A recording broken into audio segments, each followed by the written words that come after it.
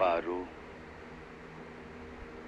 गांव की मासूम लड़की भूल चुके हैं? उसकी इज्जत लूटी भूल चुके हैं? किसने तुम्हें बहकाया है? फिर उसका खून किया भूल चुके हैं? हम तुम्हारा लिहाज किए जा रहे हैं और तुम बके जा रहे हो।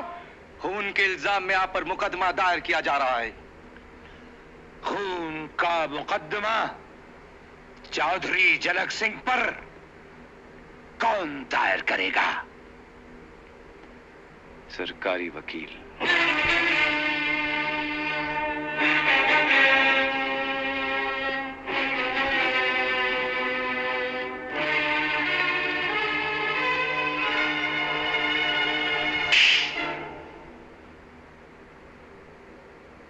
एहसान नहीं भूल सकता, अपमान भी नहीं भूलूंगा।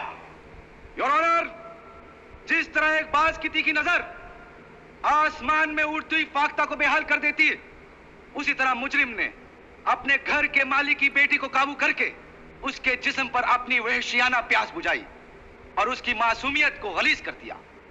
और फिर जब गरीब पारो को हमल हो गया तो मुजरिम ने, जो उस वक्त जवानी के जोशे जुनून में डूबा हुआ था, एक अमीर बाप के बिगड़े हुए बेटे ने एक जुर्म छुपाने के लिए दूसरा जुर्म कर डाला और अपने घर के मालिक की बेटी का खून कर डाला और उसकी लाश को ऐसी सफाई के साथ छुपा दिया गया कि बरसों तक उस जुर्म की बू तक ना आने दी।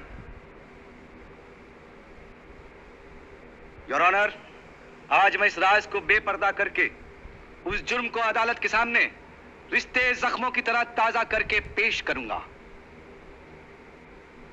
मैं खूब जानता हूं ये शख्स जो मुजरिम के कटहरे में मौजूद है इस शहर की एक बहुत बड़ी हस्ती है, लेकिन कानून जुर्म को देखता है, इंसान को नहीं देखता। उसके सामने राजा और रंक, अमीर और गरीब, मालिक और गुलाम सब बराबर है। जुर्म संगीन है, सजा भी संगीन है। जुर्म कत्ल का है, सजा मौत है। कानून बेरहम होता है, लिहाजा रहम की कोई गुंजाइश नहीं। Thank you your honour. मुल्जिम को कुछ कहना हो तो मौका दिया जाता है। योर ऑनर, जिस अजीज को हम अपने बेटे के समान समझते आए हैं, जब वही हमें फांसी के फंदे पर लटकाने की फिक्र में है, तो सिवाय इसके हमारे पास और क्या चारा है कि हम यहाँ खामोश खड़े रहें। मुल्जिम की पैरवी के लिए कोई वकील हाजिर है?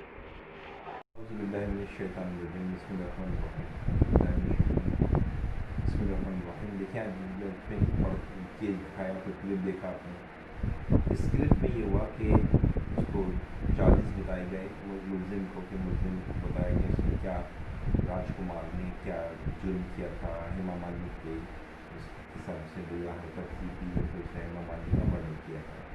राजेश खन्ना ने ये केस सामने ये सारे इसके चार्जेस जो थे वो अदालत को सुनाए। उस पर जज ने पूछा मुल्जिम से, जो राजकुमार है, कि आप क्या कहते हैं, तो उन्होंने मना कर दिया कि मैं तो बहुत शरीफ आदमी हूँ और ये तो मेरे साथ क्या बोलूँ। मतलब एक तरह से हमने कह दिया कि ये सब मुझ पर चार्जेस लगा रहा है राजेश खन्ना, ये गलत है।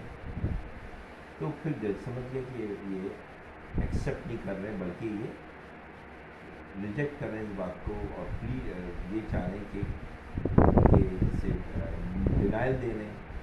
तो फिर जज ने कहा कि आपका कोई वकील है, डिफेंस काउंसिल जो भी है, तो जो खातून खड़ी हुई हैं वो उनकी जनरल काउंसिल है।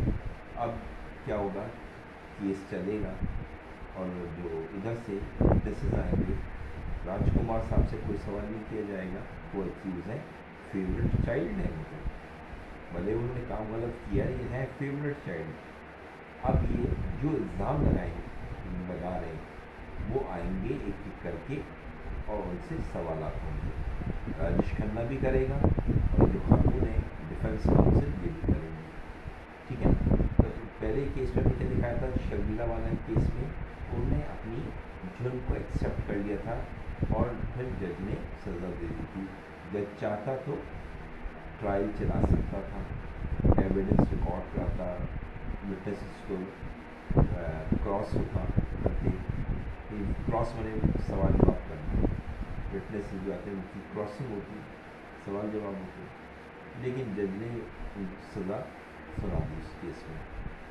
इस केस में ऐसा नहीं है, इस केस में एक्यूज़ जुर्म को कबूल नहीं कर रहा है, इसलिए केस चलेगा, ट्रायल होगा। ठीक है, तो ये हम आपको आगे किस्तों में बताएंगे। आई होप आपकी समझ में आए। Thank you very much.